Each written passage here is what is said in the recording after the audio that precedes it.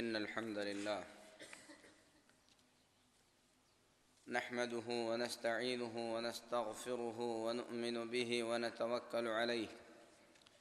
ونعوذ بالله من شرور أنفسنا ومن سيئات أعمالنا من يهده الله فلا مضل له ومن يضلل فلا هادي له وأشهد أن لا إله إلا الله وحده لا شريك له وأشهد أن محمدًا عبده ورسوله أرسله بالحق بشيرًا ونذيرًا أما بعد فإن أحسن الحديث كتاب الله وخير الهدي هدي محمد صلى الله عليه وسلم وشر الأمور محدثاتها وكل محدثة بدعة وكل بدعة ضلالة وكل ضلالة في النار يا أيها الذين آمنوا اتقوا الله حق تقاته ولا تموتن إلا وأنتم مسلمون يا أيها الناس اتقوا ربكم الذي خلقكم من نفس واحدة وخلق منها زوجها وبث منهما رجالا كثيرا ونساء واتقوا الله الذي تساءلون به والأرحام إن الله كان عليكم رقيبا يا أيها الذين آمنوا اتقوا الله وقولوا قولا سديدا يصلح لكم أعمالكم ويغفر لكم ذنوبكم ومن يطع الله ورسوله فقد فاز فوزا عظيما أما بعد محترم حاضرین جمعہ، جیسا کہ گزشتہ خطبہ جمعہ میں بیان کیا گیا تھا کہ رسول اکرم صلی اللہ علیہ وسلم کا مکہ کے مشرکین سے اختلاف، اور سب سے بڑا اختلاف اس مسئلے پر تھا کہ مکہ کے مشرکین اللہ رب العالمین کے سوا اوروں کی بھی عبادت کیا کرتے تھے، جبکہ وہ اللہ تبارک و تعالیٰ کو اپنا رب تسلیم کرتے تھے اور یہ مانتے تھے کہ اللہ کے سوا کوئی دوسرا رب نہیں ہے۔ ربوبیت کی جتنی صفات ہیں وہ ساری صفتیں مکہ کے مشرکین اکیلے اللہ کے لیے ثابت کرتے تھے۔ یہ مانتے تھے کہ اللہ کے سوا جن کی عبادت کی جا رہی ہے وہ سب کے سب اللہ تبارک و تعالیٰ کی ملکیت میں ہیں، اللہ کے برابر نہیں ہیں، اللہ جیسے نہیں ہیں۔ لیکن چونکہ مشرکین مکہ نے اللہ رب العالمین کی عبادت میں اللہ کے بندوں کو شریک کر دیا، اللہ کے انبیاء کی عبادت کر رہے تھے، اللہ کے فرشتوں کی عبادت کر رہے تھے، اللہ کے نیک بندوں کی عبادت کرتے تھے، اسی طریقے سے ان کی مورتیاں بنا کر ان بتوں کی عبادت کیا کرتے تھے، تو نبی کریم صلی اللہ علیہ وسلم نے اسی کے خاتمے کی ہر ممکن کوشش کی، اور اسی کوشش کی وجہ سے آپ صلی اللہ علیہ وسلم کو مکہ چھوڑنا پڑا، یہاں تک کہ آپ صلی اللہ علیہ وسلم مکہ مکرمہ سے دور مدینہ طیبہ میں 10 سال تک رہ کر اسلام کی تبلیغ اور اشاعت کرتے رہے،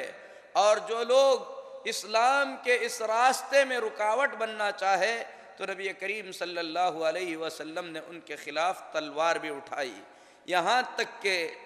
8 سال کے بعد جب اللہ تبارک و تعالیٰ نے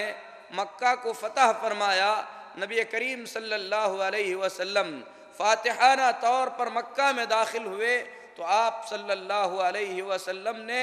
شرک سے کسی بھی طریقے کا کوئی سمجھوتا نہیں کیا، بلکہ آپ صلی اللہ علیہ وسلم بتوں کو گراتے جاتے اور فرماتے جاتے جاء الحق وزحق الباطل ان الباطل کان زہوقا۔ وہیں پر مشرکین مکہ میں سے بڑے بڑے ظالمین موجود تھے، وہ لوگ موجود تھے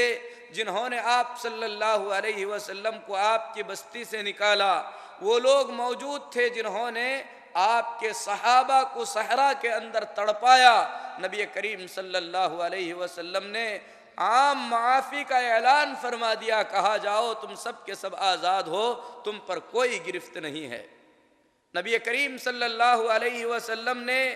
آپ کے ساتھ کیے گئے مظالم کے ساتھ سمجھوتا کر لیا، لیکن اللہ رب العالمین کی توحید کے ساتھ کسی بھی طریقے کا کوئی سمجھوتا نبی کریم صلی اللہ علیہ وسلم نے کبھی بھی ہرگز برداشت نہیں فرمایا۔ تو میرے محترم بھائیو، یہ حقیقت ہے کہ دنیا کے اندر جتنے بھی انبیاء بھیجے گئے، جتنے بھی رسول بھیجے گئے، اللہ کے ان تمام انبیاء علیہم الصلاۃ والتسلیم نے اپنی قوم کو سب سے زیادہ اللہ رب العالمین کی جو توحید بیان فرمائی تھی وہ اللہ رب العالمین کی عبادت میں توحید تھی، کیونکہ دنیا کی ساری امتیں اللہ کو مانتی تھیں، اللہ رب العالمین کے ربوبیت کو تسلیم کیا کرتی تھیں، لیکن عبادت میں اللہ کے سوا اوروں کو بھی شریک کیا کرتی تھیں۔ تو اللہ کے انبیاء علیہم الصلاۃ والتسلیم نے اس بات کو اپنی قوموں کو سمجھانے کی کوشش کی کہ عبادت کے لائق تنہا اکیلا اللہ تبارک و تعالی ہے، لہذا اسی اکیلے اللہ کی عبادت ہونی چاہیے، اور اللہ کی عبادت میں کسی کو ذرہ برابر بھی شریک نہیں کرنا چاہیے۔ یہاں تک کہ اللہ کے رسول صلی اللہ علیہ وسلم اس دنیا سے جب رخصت ہو رہے تھے تو آپ صلی اللہ علیہ وسلم نے اسی توحید کو مضبوط کرتے ہوئے، امت کو قبر پرستی سے ڈراتے ہوئے یہود و نصارہ کی مثال دے کر بیان فرمایا کہ انہوں نے اپنے نبیوں کی قبروں کو سجدہ گاہ بنا لیا، جس کی وجہ سے وہ اللہ کی رحمت سے دور ہو گئے، اللہ کی لعنت کے مستحق ہو گئے۔ لہذا اے میری امت کے لوگوں، تم میری قبر کو سجدہ گاہ نہ بنانا۔ اگر امت پر ایک سرسری نظر ڈالی جائے تو میرے محترم بھائیوں، امت محمدیہ میں لا الہ الا اللہ پڑھنے والے، محمد الرسول اللہ صلی اللہ علیہ وسلم کی گواہی دینے والے بہت سے ایسے آپ کو ملیں گے جو جانے یا انجانے اللہ کی عبادت میں اللہ کے سوا اللہ کے پیغمبروں کو، اللہ کے ولیوں کو، اللہ کے نیک بندوں کو، درختوں اور پتھروں کو شریک کر رہے ہیں۔ اللہ سے دعا ہے کہ اللہ تبارک و تعالی ہم تمام کی توحید کو مضبوط فرمائے، شرک سے اللہ رب العالمین ہم تمام کی حفاظت فرمائے۔ میرے محترم بھائیوں، ہم مسلمان ہیں تو ہمیں اس بات سے بے خوف نہیں ہونا چاہیے کہ ہمارے اندر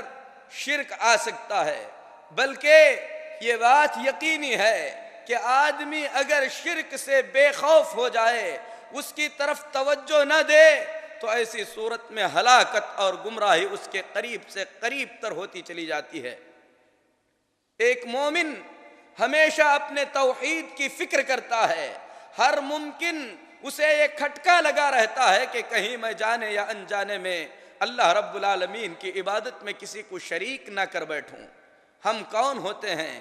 اللہ کے خلیل ابراہیم علیہ السلام نے رب ذوالجلال سے دعا کرتے ہوئے فرمایا وَجُنُبْنِي وَبَنِيَّ أَن نَعْبُدَ الْأَصْنَامَ، اے اللہ تو مجھے اور میری اولاد کو بتوں کی عبادت سے بچا لے۔ محمد الرسول اللہ صلی اللہ علیہ وسلم کی دعاؤں میں سے ایک دعا یہ ہوا کرتی تھی، اللہم انی اعوذ بک ان اشرک بک وانا اعلم واستغفرک لما لا اعلم، اے اللہ جانتے بوجھتے میں شرک میں مبتلا ہو جاؤں، اس سے تو مجھے محفوظ رکھنا، اگر انجانے میں ایسی کوئی چیز سرزد ہو جائے تو اے اللہ تو مجھے معاف فرما دینا۔ میرے محترم بھائیو، ابراہیم خلیل علیہ السلام محمد الرسول اللہ صلی اللہ علیہ وسلم اللہ سے عاجزی کر رہے ہیں کہ اللہ تبارک و تعالی دامن کو شرک سے محفوظ رکھے، تو ہم تمام کو بھی چاہیے کہ انہی کی اقتدا کرتے ہوئے ہمیشہ اللہ سے دعا کرتے رہیں کہ اللہ شرک سے بچائے، ساتھ ہی ساتھ یہ جاننے کی کوشش بھی کریں کہ شرک ہوتا کیا ہے اور اس سے کس طریقے سے بچا جا سکتا ہے۔ شرک میرے محترم بھائیوں، جیسا کہ حضرت عبداللہ بن عباس رضی اللہ تعالی عنہ نے بیان فرمایا، جو کہ نبی کریم صلی اللہ علیہ وسلم کے چچیرے بھائی ہیں، فرماتے ہیں کہ شرک کالی رات میں کالی چٹان پر چلنے والی کالی چونٹی کی آہٹ سے زیادہ باریک چیز ہے۔ اگر شرک اتنی باریک چیز ہے تو یقیناً خدشہ ہے کہ اس میں مبتلا ہو جائیں، لہذا ہم تمام کو چاہیے کہ شرک کو جانیں، اسے پہچانیں۔ اور حضرت حذیفہ بن یمان رضی اللہ تعالی عنہ یقیناً امت کے فقہاء میں سے تھے، فرماتے ہیں کان الناس یسألون رسول اللہ صلی اللہ علیہ وسلم عن الخیر وکنت اسألہ عن الشر مخافۃ ان یدرکنی۔ لوگ نبی کریم صلی اللہ علیہ وسلم سے خیر کے بارے میں پوچھا کرتے تھے، بھلائی کے بارے میں پوچھا کرتے تھے، اور میں نبی کریم صلی اللہ علیہ وسلم سے شر کے بارے میں پوچھتا تھا، برائی کے بارے میں پوچھتا تھا، اس خوف سے کہ کہیں برائی میں مبتلا نہ ہو جاؤں۔ لہذا میرے محترم بھائیوں، جس طریقے سے ایمان کا جاننا ضروری ہے، اسی طریقے سے کفر کو پہچاننا بھی ضروری ہے۔ جس طریقے سے توحید سمجھنا ضروری ہے، اسی طریقے سے یہ معلوم کرنا بھی ضروری ہے کہ شرک ہوتا کیا ہے اور آتا کس طریقے سے ہے۔ اگر شرک کے اسباب پر ایک سرسری نظر ڈالی جائے تو میرے محترم بھائیوں، اس کے جو اہم اسباب نظر آتے ہیں ان میں سے ایک بڑا سبب ہے، بلکہ یہی حقیقی سبب ہے کہ ایک مشرک یا شرک کی طرف بلانے والا ابتدا میں پہل اللہ کے بندوں کے بارے میں غلو سے کام لیتا ہے۔ اللہ نے انہیں جو مقام عطا فرمایا ہے، انہیں اس مقام سے اونچا کر کے دکھلانے کی کوشش کرتا ہے۔ نتیجہ یہاں تک چلے جاتا ہے کہ اونچا کرتے کرتے اسے وہ اللہ کی صفات دے دیتا ہے، جس سے وہ شرک میں مبتلا ہو جاتا ہے۔ اور شرک کا مطلب ہے ایسی باتیں جو اللہ کے لیے خاص ہیں، اللہ کے سوا کسی اور کو دے دینا۔ میرے محترم بھائیوں، مشرکین چاہے اس دور کے ہوں یا گزشتہ دور کے، ان لوگوں کے پاس اپنے شرک کے لیے کچھ شبہات ہوا کرتے تھے جسے وہ دلیلیں سمجھا کرتے تھے، جبکہ وہ کسی بھی صورت میں کوئی دلیل نہیں بن سکتی۔ میرے محترم بھائیوں، مشرکین کے شبہات میں سے ایک بڑا شبہہ یہ ہوا کرتا تھا، وہ سمجھتے تھے کہ اللہ کے اولیاء، اللہ کے نیک بندے اس قابل ہو جاتے ہیں کہ وہ اللہ کے بندوں کی اللہ رب العالمین کے حکم سے مدد کر سکتے ہیں۔ اللہ تبارک و تعالی نے مشرکین کے اس شبہے کو بیان کرتے ہوئے فرمایا وَاتَّخَذُوا مِن دُونِ اللَّهِ آلِهَةً لَعَلَّهُمْ يُنصَرُونَ۔ مشرکین نے اللہ کے سوا اور بھی معبود بنا لیے۔ کیوں بنا لیے؟ یہ سوچ کر انہوں نے معبود بنا لیا کہ یہ معبود ان کی مدد کر سکیں گے۔ اللہ تبارک و تعالی ان کے اس شبہے کی تردید کرتے ہوئے فرماتا ہے وَالَّذِينَ تَدْعُونَ مِن دُونِ اللَّهِ وَالَّذِينَ تَدْعُونَ مِن دُونِهِ مَا يَمْلِكُونَ مِن قِطْمِيرٍ۔ اللہ کے سوا جن کو تم پکارتے ہو وہ کھجور کی گھٹلی پر رہتے ہوئے چھلکے کے بھی مانند نہیں ہیں۔ میرے محترم بھائیوں، مشرکین مکہ کا یہ شبہ، گزشتہ مشرکین کا یہ ڈاؤٹ کہ وہ اللہ کے اولیاء، اللہ کے نیک بندے لوگوں کی مدد کرنے کی طاقت رکھتے ہیں، یہ شبہ، یہ شک جسے وہ دلیل سمجھا کرتے تھے، آج کل کے مشرکین کے اندر بھی اس شبہے کو بھر دیا گیا ہے۔ اور بڑے بڑے ایسے لوگ جن کو لوگ اپنا قدوہ، پیشوا، بڑا حضرت، اعلی حضرت، دوسرے القاب سے جانتے ہیں، ان لوگوں نے لوگوں کے اندر، امت کے اندر گمراہی کو عام کرتے ہوئے ایسی باتیں پھیلا دی ہیں اور ایسے واقعات گھڑ کر بیان کر دیے ہیں جن واقعات سے عوام الناس، عام لوگ دھوکہ کھا کر اللہ کے ان نیک بندوں کو یوں سمجھتے ہیں کہ یہ دنیا کے اندر کچھ کرنے کی طاقت رکھتے ہیں۔ میرے محترم بھائیوں، قبر پرستوں کی بہت سی کتابوں سے بہت سارے اقتباسات میں نے جمع کیے ہیں، جس سے یہ بات سمجھ میں آتی ہے کہ وہ اللہ کے ان نیک بندوں کے بارے میں کس طریقے کا عقیدہ رکھا کرتے تھے۔ کوئی کہتا ہے میری وفات کے بعد جس کو کوئی مہم پیش آ جائے، کوئی مصیبت پیش آ جائے، تو میری وفات کے بعد 3 دن تک میری قبر پر آئے، 3 دن کے بعد اگر مراد پوری نہ ہوئی، چوتھے دن پھر آئے، چوتھے دن اگر اس کا مسئلہ حل نہ ہوا تو میری قبر کی اینٹ سے اینٹ بجا دے۔ کیا دعویٰ ہے؟ دعویٰ یہی ہے کہ میری مزار پر آنے سے مرادیں پوری ہوتی ہیں۔ دعوت دی گئی، ماننے والوں نے، مریدوں نے اس جھوٹے ولی کو، جو کہ اللہ کا ولی نہیں بلکہ شیطان کا ولی ہو سکتا ہے، اللہ کا ولی سمجھ کر اللہ رب العالمین کے برابر کا درجہ دے دیا۔ اسی طریقے سے کوئی کہتا ہے اولیاء کرام مردے کو زندہ کرتے ہیں، زندے کو مردہ کرتے ہیں، مادرزاد اندھا اور کوڑی کو شفا دے سکتے ہیں، ساری زمین کو ایک پل میں طے کر سکتے ہیں۔ اور یہ باتیں ان لوگوں کی ہیں جن کو لوگ اپنا پیشوا اور قدوہ، اپنی جماعتوں کا مؤسس اور اپنی جماعتوں کا بانی سمجھتے ہیں۔ میرے محترم بھائیوں، اگر یہ ان کے عالموں کی باتیں ہو سکتی ہیں تو جاہلوں کا کیا حال ہو سکتا ہے؟ اللہ سے دعا ہے کہ اللہ تبارک و تعالی ہم تمام کو اس قسم کے شرکیہ امور سے محفوظ رکھے۔ میرے محترم بھائیوں، اسی طریقے سے کوئی کہتا ہے اولیاء کرام اپنی قبروں کے اندر حیات ابدی کے ساتھ زندہ ہوتے ہیں، ان کے سننے اور سمجھنے، ان کے سننے اور دیکھنے کی طاقت جیسی دنیا میں تھی اس سے اور زیادہ بڑھ جاتی ہے، لہذا ان سے اپنی ضرورتیں مانگنا، ان سے اپنی حاجتیں مانگنا، اس میں کسی طریقے کا کوئی شبہ نہیں ہے۔ ایسی تعلیمات انہوں نے اپنے ماننے والوں کو دی، ماننے والوں نے ان کی تعلیمات پر عمل کرتے ہوئے کہا 4 جانب مشکلیں ہیں، ایک میں، اے میرے مشکل کشا احمد رضا، لاج رکھ میرے پھیلے ہاتھ کی، اے میرے حاجت روا احمد رضا۔ میرے محترم بھائیوں، اللہ کے لیے اس نے کیا باقی رکھ دیا؟ جو چیزیں اللہ کے لیے ہونی چاہیے، اللہ کے ایک بندے کے لیے اس نے ثابت کی، اس بندے کے لیے جس نے اسی جگہ سے جنم لیا جس جگہ سے عام لوگ جنم لیا کرتے تھے، اسی طریقے کی زندگی بسر کیا جس طریقے سے عام لوگ زندگی بسر کیا کرتے تھے، اسی طریقے سے دفنایا گیا جس طریقے سے عام لوگ دفنایا جاتے تھے۔ اسی طریقے سے کوئی کہتا ہے امداد کن، امداد کن، از رنج و غم آزاد کن، مدد کیجئے، مدد کیجئے، غم اور مصیبت سے آزاد کیجئے، در دین و دنیا شاد کن یا شیخ عبد القادرہ، اور دنیا اور آخرت کی تمام خوشیاں مجھے عطا کیجئے، اے عبد القادر مجھے یہ سب کچھ دے دیجئے۔ میرے محترم بھائیوں، جیسی تعلیمات دی گئیں، ماننے والوں نے انہیں تعلیمات کے مطابق عمل بھی کیا۔ اللہ کی کتاب کی کسوٹی پر اگر ان اعمال کو تولا جائے، اللہ فرماتا ہے قُلِ ادْعُوا الَّذِينَ زَعَمْتُم مِّن دُونِ اللَّهِ، کہہ دیجئے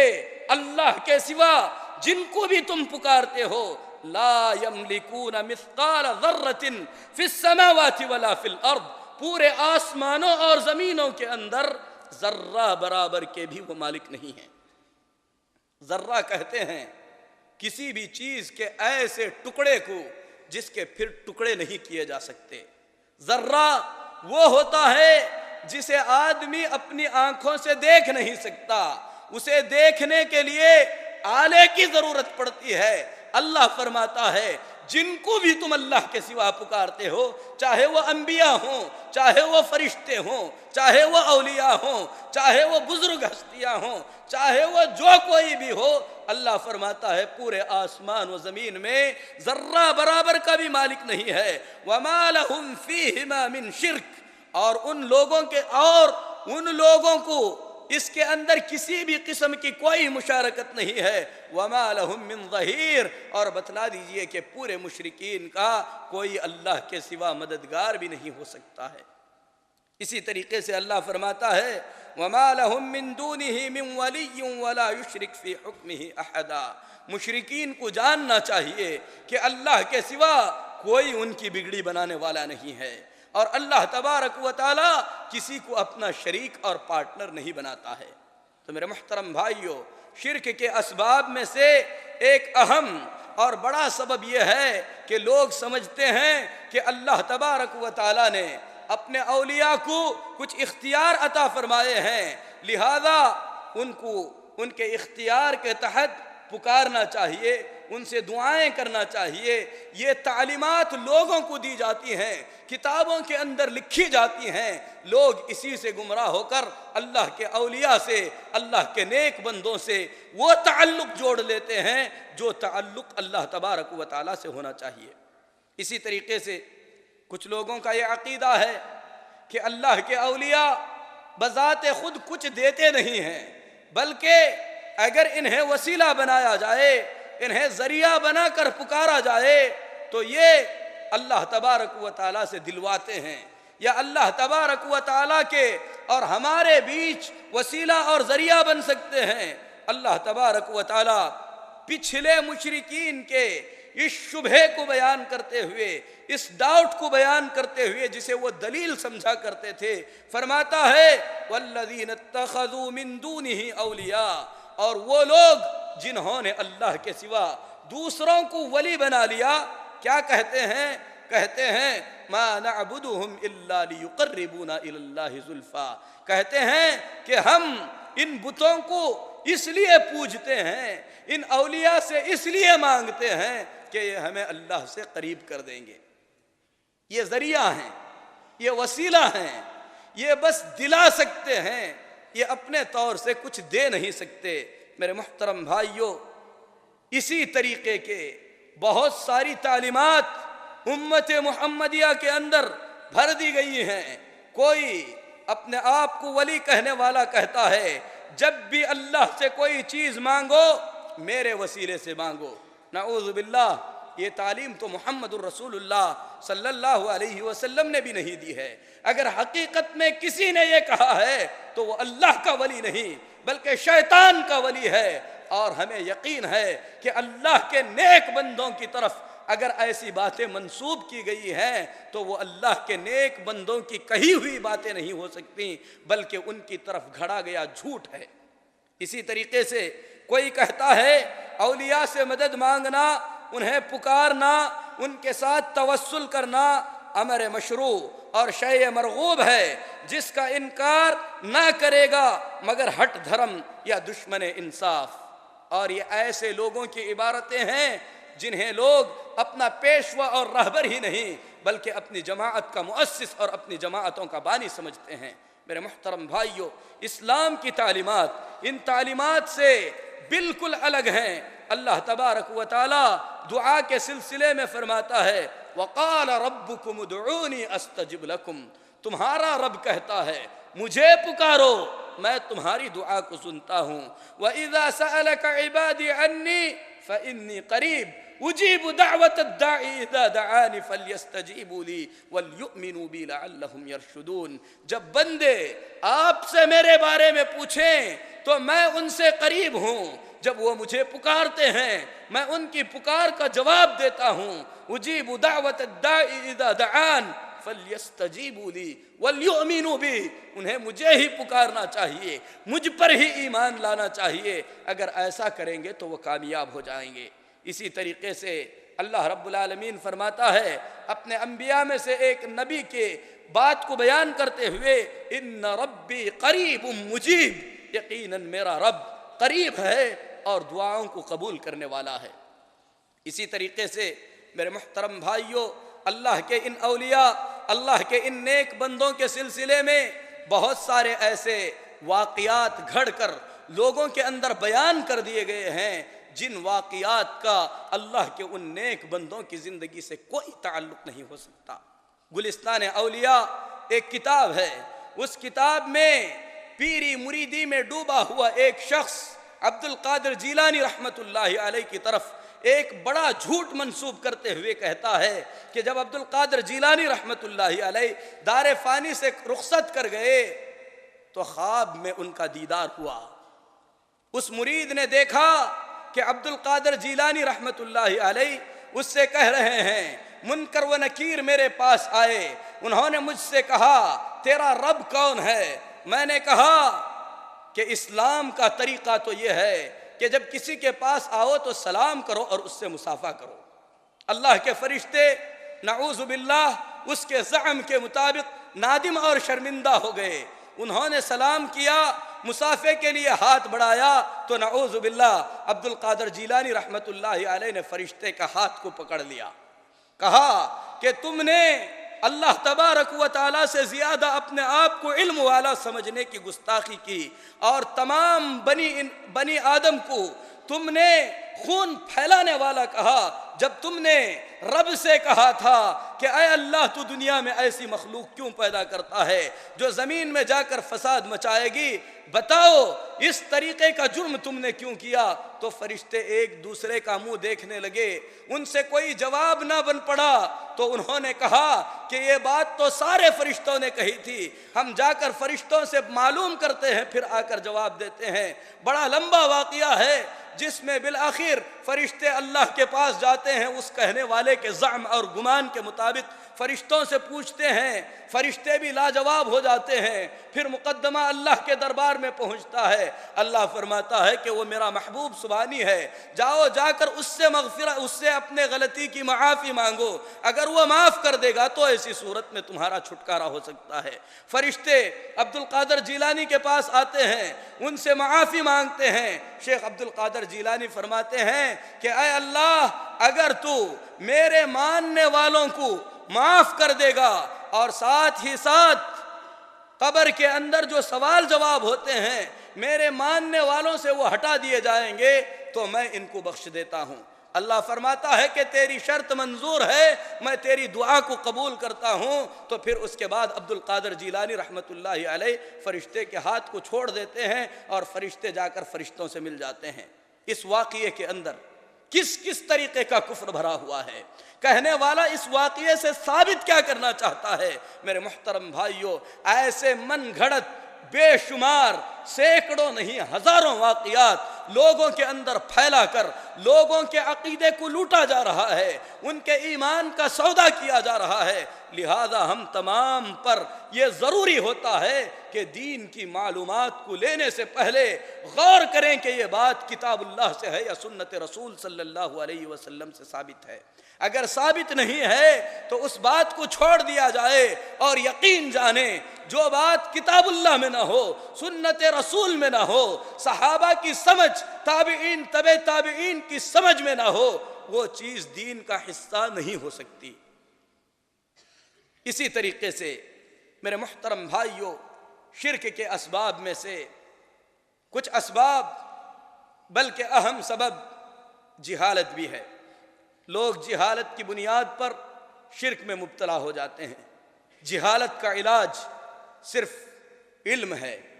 علم نور ہے۔ جب علم آ جاتا ہے تو جہالت کا اندھیرا چھٹ جاتا ہے۔ ہم نے گزشتہ خطبہ جمعہ میں وعدہ کیا تھا کہ عبادت کی کچھ اہم قسمیں آپ لوگوں کے سامنے بیان کی جائیں گی۔ تو میرے محترم بھائیوں، عبادت کی بہت ساری قسمیں ہیں، عبادت کی بہت ساری قسمیں ہیں۔ عبادت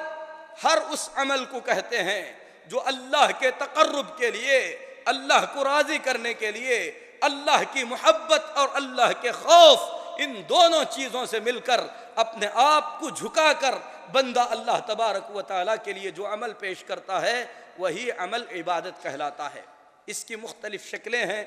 اس کی شکلوں میں سے ایک شکل ہے خاموشی کے ساتھ با ادب طور پر کھڑے ہونا۔ اللہ تبارک و تعالیٰ نے اپنی کتاب پاک میں اس عبادت کا حکم دیتے ہوئے فرمایا وَقُومُوا لِلَّهِ قَانِتِينَ، اللہ کے لیے خاموشی کے ساتھ با ادب کھڑے رہا کرو۔ اس طریقے کا کھڑا ہونا صرف اللہ تبارک و تعالیٰ کے لیے ہے۔ کسی بزرگ کے لیے، استاد کے لیے، کسی آدمی کے لیے، کسی بڑی شخصیت کے لیے ادب و احترام سے کھڑا ہونا شریعت اسلامیہ کے اندر جائز نہیں ہے۔ کسی کے لیے با ادب طور پر جھک کر کھڑے ہونا شریعت اسلامیہ کے اندر جائز نہیں ہے۔ جو آدمی اس بات کو پسند کرتا ہے کہ لوگ اس کے احترام میں کھڑے ہو جائیں، وہ نبی کریم صلی اللہ علیہ وسلم کی وعید سن لیں۔ نبی کریم صلی اللہ علیہ وسلم فرماتے ہیں من احب ان يتمثل له الرجال قیاما فلیتبوأ مقعدہ من النار۔ جو آدمی یہ چاہتا ہے کہ لوگ احترام کے ساتھ اس کے سامنے کھڑے ہو جائیں، اسے اپنا ٹھکانہ جہنم میں بنا لینا چاہیے۔ میرے محترم بھائیوں، یہ قیام اگر کسی زندہ شخصیت کے سامنے کیا جائے تب بھی درست نہیں، شرک ہے۔ کسی قبر کے سامنے کیا جائے، درخت کے سامنے کیا جائے، کسی کی روح کو حاضر ہونے کا تصور لے کر کیا جائے، بہرحال جس طریقے سے بھی کیا جائے یہ شرک کے دائرے میں شامل ہو جاتا ہے۔ ایسا کرنے والا مشرک ہو جاتا ہے۔ کسی کو سہارا دینے کے لیے ضرورت کے طور پر بیٹھا ہوا آدمی اگر کھڑا ہو جائے تو اس میں کوئی حرج نہیں ہے۔ سعد رضی اللہ تعالی عنہ کو نبی کریم صلی اللہ علیہ وسلم نے یہودیوں کے حق میں فیصلہ کرنے کے لیے طلب فرمایا۔ جب سعد رضی اللہ تعالی عنہ آئے، کافی زخمی ہو چکے تھے، نبی کریم صلی اللہ علیہ وسلم نے فرمایا قوموا لسیدکم، سعد کی مدد کے لیے کھڑے ہو جاؤ۔ صحابہ نے سعد رضی اللہ تعالی عنہ کو سہارا دیا۔ تو اس طریقے کا قیام جائز ہے، لیکن تعظیمی قیام، تعظیم کے طور پر کھڑے ہونا، یہ ایک عبادت ہے، یہ اللہ کے سوا کسی کے لیے زیبا نہیں دیتی۔ عبادت کی شکلوں میں سے ایک شکل ہے سجدہ کرنا۔ سجدہ ایک عبادت ہے جو صرف اللہ کے لیے خاص ہے۔ اللہ کے سوا امت محمدیہ پر کسی کا بھی سجدہ کیوں نہ ہو، نبی کریم صلی اللہ علیہ وسلم نے اور اللہ تبارک و تعالی نے حرام فرما دیا ہے۔ اللہ کے سوا کسی اور کو سجدہ کرنا اللہ کی اس عبادت میں غیر اللہ کو شریک کرنے کے قائم مقام ہے۔ ایسا کرنے والا مشرک اور اپنے اعمال کو برباد اور تباہ کر دیتا ہے۔ اللہ تبارک و تعالی کتاب پاک میں واضح اعلان فرماتا ہے وَمِنْ آيَاتِهِ اللَّيْلُ وَالنَّهَارُ وَالشَّمْسُ وَالْقَمَرُ لَا تَسْجُدُوا لِلشَّمْسِ وَلَا لِلْقَمَرِ وَاسْجُدُوا لِلَّهِ الَّذِي خَلَقَهُنَّ إِن كُنتُمْ إِيَّاهُ تَعْبُدُونَ۔ اللہ کی نشانیوں میں سے رات اور دن ہے۔ اللہ کی نشانیوں میں سے سورج اور چاند ہے۔ سورج کو سجدہ نہ کرو، چاند کو سجدہ نہ کرو، جس نے انہیں پیدا کیا ہے اسے سجدہ کرو۔ اگر حقیقت میں اللہ کی عبادت کرتے ہو تو ایسا ہی کرو۔ نبی کریم صلی اللہ علیہ وسلم فرماتے ہیں امت میں اگر کسی کو سجدے کا حکم دینا ہوتا تو میں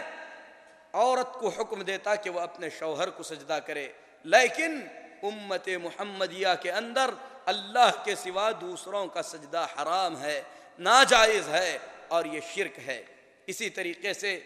عبادت کی قسموں میں سے، عبادت کی شکلوں میں سے ایک شکل ہے رکوع کرنا۔ رکوع عبادت ہے۔ اللہ تبارک و تعالی قرآن پاک میں فرماتا ہے یا ایھا الذین آمنوا ارکعوا واسجدوا واعبدوا ربکم وافعلوا الخیر لعلکم تفلحون۔ اے ایمان والو، رکوع کرو، سجدہ کرو،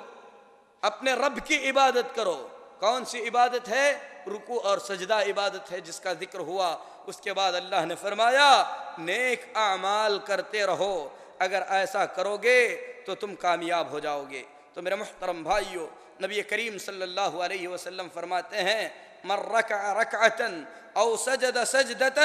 رفع اللہ بها درجہ وحط عنہ بها خطیئہ۔ جو آدمی اللہ کے لیے رکوع کرتا ہے، اللہ کے لیے سجدہ کرتا ہے تو اللہ تبارک و تعالی اس کے درجات کو بلند کرتا ہے، اس کے گناہوں کو معاف فرما دیتا ہے اور اس کے نامہ اعمال میں نیکیاں لکھ دیتا ہے۔ اس سے پتہ چلا کہ ایک عبادت ہے۔ عبادت کی قسموں میں سے ایک اہم قسم ہے دعا کرنا،